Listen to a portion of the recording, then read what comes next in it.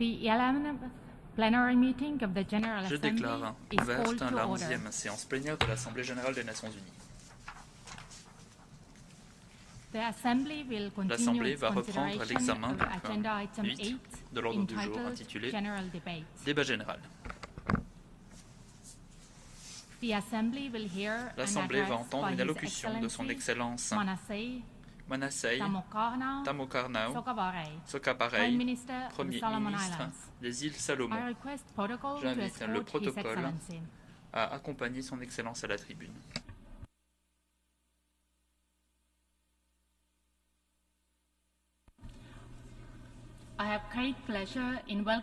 C'est pour moi un plaisir de souhaiter la bienvenue à son Excellence Manasseh Tamokarnao Sokaparei, Premier ministre des îles Salomon. Je l'invite à prendre la parole devant l'Assemblée générale.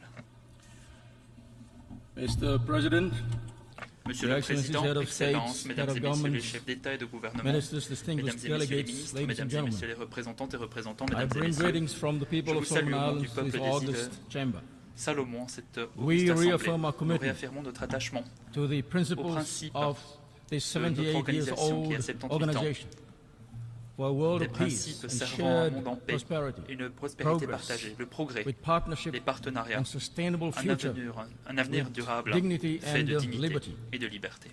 Monsieur le Président, le peuple des îles Salomon félicite un autre insulaire venu de Trinité et Tobago, son Excellence l'ambassadeur Dennis Francis, à l'occasion de son élection à la présidence de la 78e session de l'Assemblée générale des Nations unies. Nous saluons aussi votre prédécesseur, son Excellence l'ambassadeur Saba Koroshi, pour la très belle façon dont il a dirigé les travaux de la 77e session de l'Assemblée générale. Je lui souhaite plein succès dans ses activités futures. Comme le reste de la communauté internationale, qu'il me soit permis, au nom du peuple des îles Salomon, d'adresser nos condoléances les plus sincères au gouvernement et peuple du Royaume du Maroc et à la Libye. Nous prions, espérons que ces pays se remettront rapidement sur pied, espérons que le Tout-Puissant pourra donner force et confort et soutien à ceux et celles qui ont perdu leurs moyens de subsistance, leur foyer, leurs proches et être aimés. Monsieur le Président, le choix du thème de cette année est particulièrement fascinant, étant donné l'état dans lequel le monde se trouve aujourd'hui. Ce thème, nous le comprenons bien dans les îles Salomon. Il y a 8 ans, ici même, dans la salle de l'Assemblée générale, nous avons promis de sauver notre planète, d'éliminer la pauvreté et de prendre à bras le corps la crise climatique.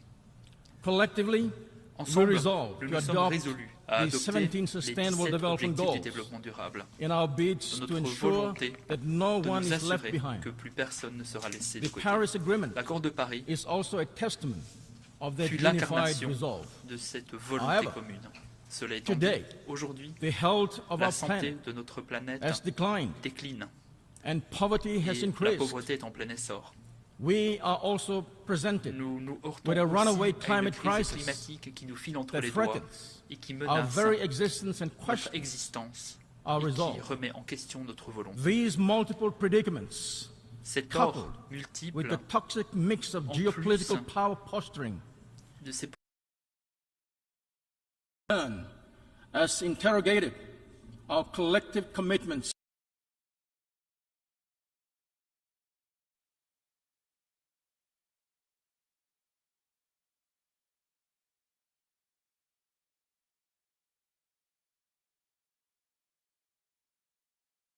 that 85% of global sustainable development goals are either off track, regressed, or stagnant.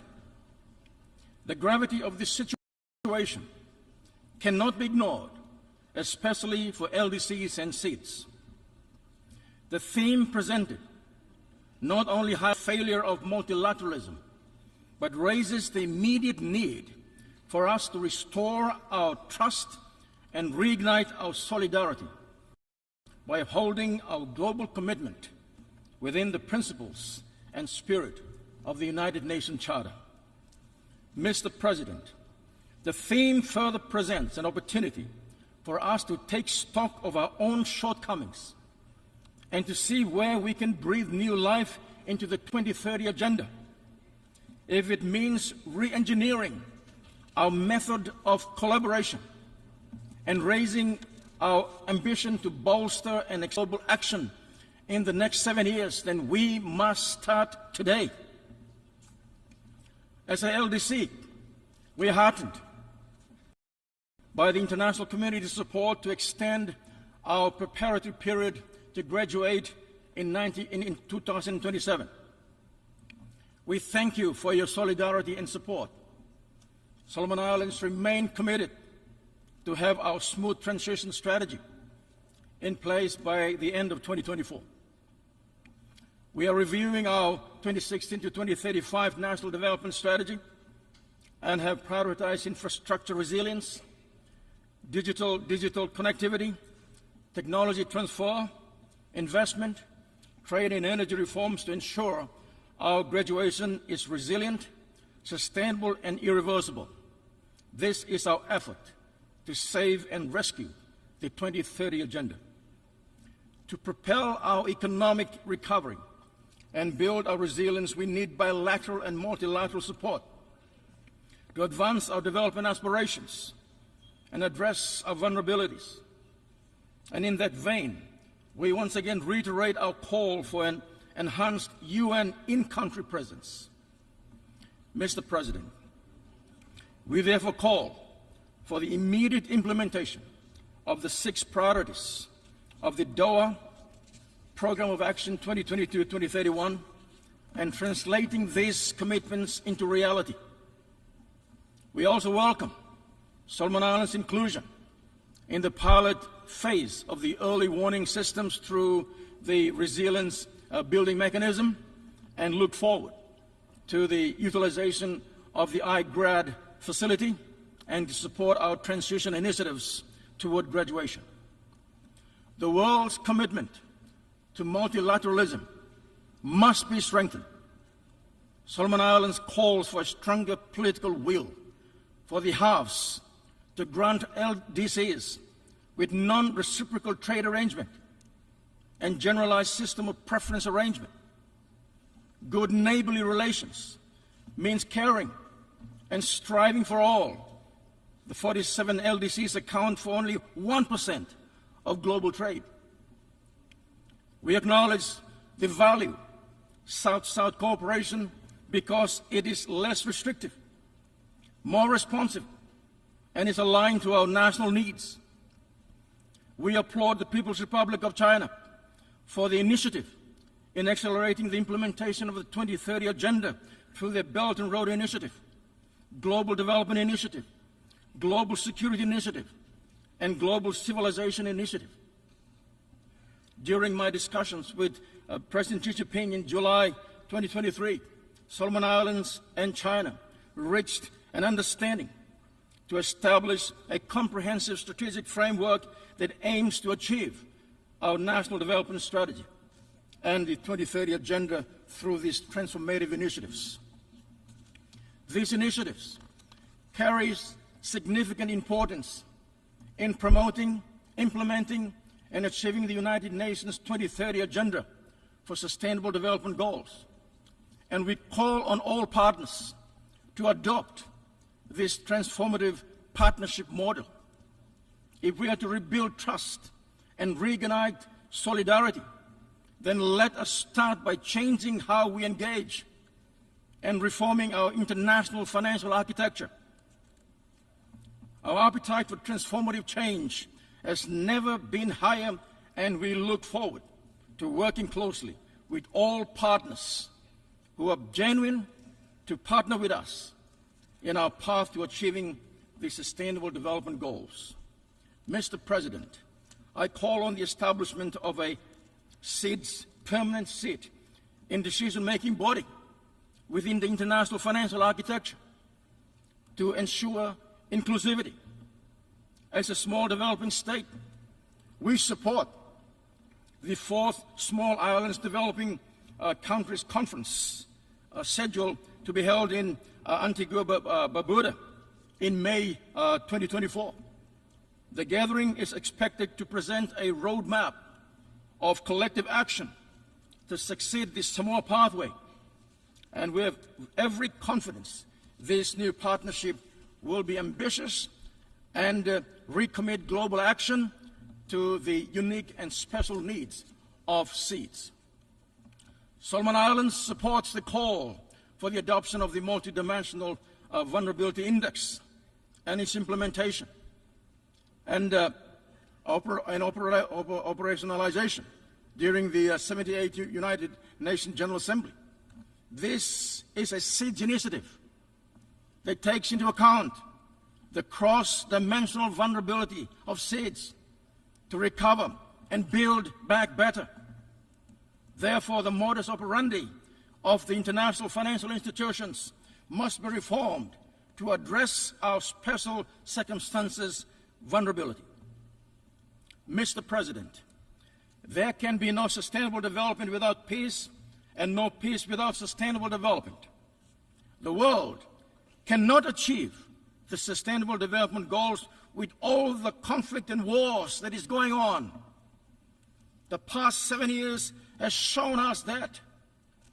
Solomon Islands reiterates its call for the cessation of all conflict, including the Ukraine war. We must restore faith in our charter and give peace a chance.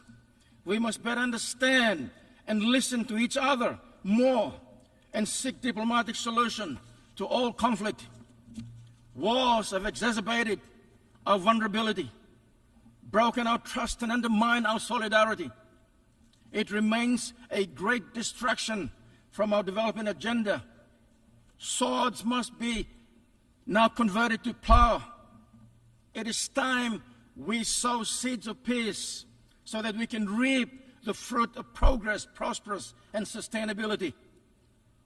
Mr. President, we continue to call for an expanded, democratic, equitable, transparent, and accountable Security Council that represents today's realities. This includes a dedicated small islands development state seat. Solomon Islands registered our interest 9 years ago to serve in the Security Council for the period 2031-2032. Today, we continue to seek international support for our candidature and thank those who have given their support. We again reiterate our strong belief in multilateralism and reaffirm our commitment to the spirit and purpose of the United Nations Charter. Mr. President, Solomon Islands will host the 17th Pacific Games, the region's largest and premium multi-sporting event for the first time in our history from 19 November to December, 2nd of December. Our shores will be graced by the presence of more than 5,000 athletes of 24 countries and territories within the Pacific region, including Australia and New Zealand. And we stand united and proud to deliver on this regional commitment. Solomon Islands is grateful and appreciates the ongoing support from our bilateral and multilateral partners, in particular the People's Republic of China, who has become our leading infrastructure partner. We also thank Saudi Arabia, Australia, New Zealand, Indonesia, Papua New Guinea, the Republic of Korea, and Japan for their support as well. Mr. President, countless voices have echoed the same sentiment that climate change remains the single greatest threat to our people and planet. But have we seriously and truly taken heed? Ambition under the Paris Agreement remains low. We need to keep the 1.5 degrees Celsius alive and close the mitigation gap. The global stock take under the Paris Agreement is critical to keep everyone honest. Now, where we are, what we need to do, and how to keep the 1.5 goal alive. Loss and damage mechanism needs to be resourced and operationalized. Global trust needs to be restored to uphold the credibility of the Paris Agreement. We must walk the talk by taking drastic climate action. Solomon Islands welcomes the International Court of Justice deliberations on the Vanuatu Initiative for climate change. We must accelerate our transition to a low-carbon economy and further support the Portville Initiative for a just transition from fossil fuels. Developed countries must take the lead in financing the construction of climate-resilient safe islands in seas. This must be a global priority. Mr. President, Solomon Islands is pleased to inform the General Assembly that we have ratified the Convention on the Rights of Persons with Disability, the National Disability Inclusive Policy, and the Mental Health Policy provides the framework for implementation to ensure the rights of persons with disabilities are promoted and protected at all levels. We are cognizant of our duty to provide an enabling environment and mechanism that enables our people to exercise their fundamental rights as provided under our Constitution. Solomon Islands, Mr. President, reaffirmed the right to self-determination as enshrined under the United Nations Charter. And on the question of New Caledonia and French Polynesia, Solomon Islands notes with deep concern the credibility of the latest referendum in New Caledonia. We urgently call on the relevant body and stakeholders to look into this matter. Mr. President, Solomon Islands note with deep concern the 6-decade-old embargo imposed on Cuba. This unilateral action undermines the spirit of multilateralism and Cuba's progress towards achieving the 2030 agenda. We urge our friend and partner, the United States of America, to lift the unjust economic embargo placed on Cuba. This is an opportunity to rebuild trust and reignite solidarity. Embargoes do not augur well with the resolve of this august body to leave no one behind. I take this opportunity on behalf of the people of Solomon Islands to thank Cuba for the support to our health sector through the training of our medical doctors over recent years. Mr. President, 2 days ago, Solomon Islands signed and become amongst the first signatories to the agreement on the conservation and sustainable use of marine biological diversity of areas beyond national jurisdiction, a subsidiary to the United Nations Convention on Law of the Sea. Solomon Islands, in collaboration with the Pacific Island Forum Fisheries Agency, will host a summit on the implementation of SDG 14.4 next year in Honiara. This will be done in coordination with United Nations Special Envoy for the Ocean. The summit will showcase Pacific leadership in tuna fisheries management. The outcome will feed into the 3rd UN Ocean Conference in June 2025. We note the ongoing work of current intergovernmental negotiating committee to develop an international legally binding instrument on plastic pollution, including in the marine environment. This is critical to maintaining the health, productivity, and resilience of our ocean, and is in line with 2050 strategy of the Blue Pacific continent. Mr. President, the Pacific has been a victim of power politics long before we become a member of this organization. The Battle of Guadalcanal is recorded in history as one of the fiercest battles of World War II, a war that was not of our making. The lack of urgency 8 decades ago to remove these UXOs comes to a great loss to Solomon Islands and in finance and lives. And on this juncture, I would like to thank the government of the United States of America for their continued assistance to the efforts to date. However, more needs to be done to address this threat, and I call on responsible countries to remove the UXOs and compensate lives affected and lost. Since the inception of the United Nations in 1945, the Pacific Islands remained a stage for power projection by developed nations.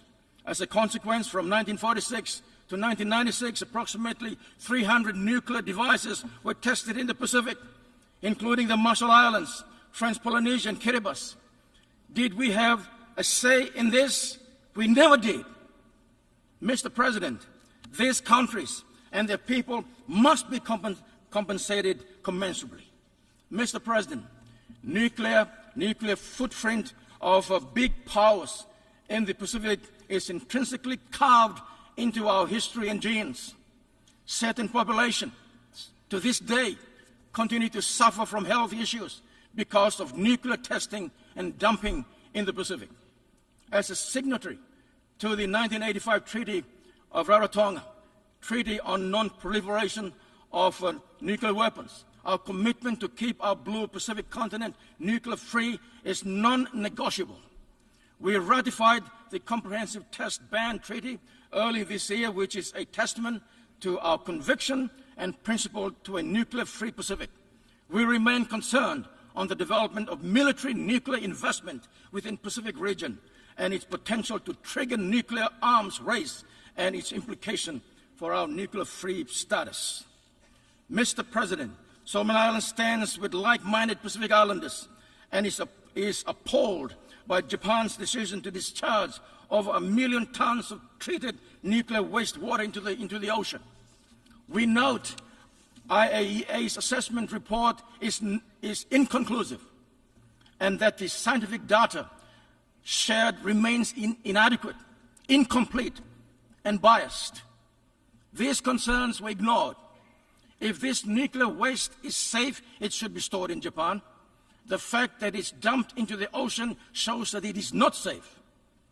The effect of this act is transboundary and intergenerational, and it's an attack on global trust and solidarity. So the message is clear. Our lives, our people do not matter. The increased warming and acidification of the ocean against the discharge of treated nuclear water over a period of 30 years plus poses worrying risk for our people's well-being and future. We call on Japan to explore other options in addressing the treated nuclear waste water and immediately stop discharging it into the Pacific Ocean. If we are to rebuild trust and reignite global solidarity, we must be honest and frank in protecting our oceans, which is the lifeblood of our people. Mr. President, I am morally and ethically obliged to speak for humanity, the voiceless, and our children's children. We are the ocean.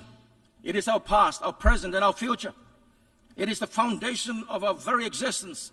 It is our identity. Please stop the discharge of nuclear-treated water, or history will judge us. In conclusion, Mr. President, in framing the future, we need a reformed, rule-based international system that is future-ready and responsive to today's reality. A change of attitude and approach is needed. The need to understand and reach out to the vulnerable is critical. We must restore our faith in the United Nations Charter and end all wars. Renew and reaffirm our focus with vigor, matched with resources to deliver our 2030 agenda. Mr. President, we only have one life to live, so let us right the wrongs of the past by rebuilding trust and reigniting solidarity to accelerate action on the 2030 agenda and its sustainable development goals towards peace, prosperity, progress, and sustainability for all. I close by paraphrasing Winston Churchill.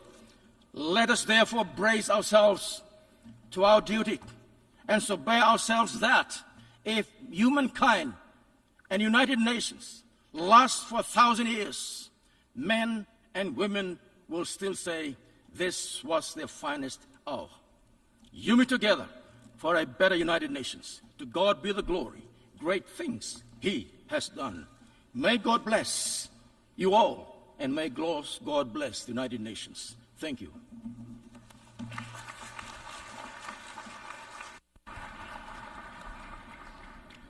On behalf of the Assembly, I wish to thank the Prime Minister of Solomon Islands for the statement just made, and I request protocol to escort His Excellency.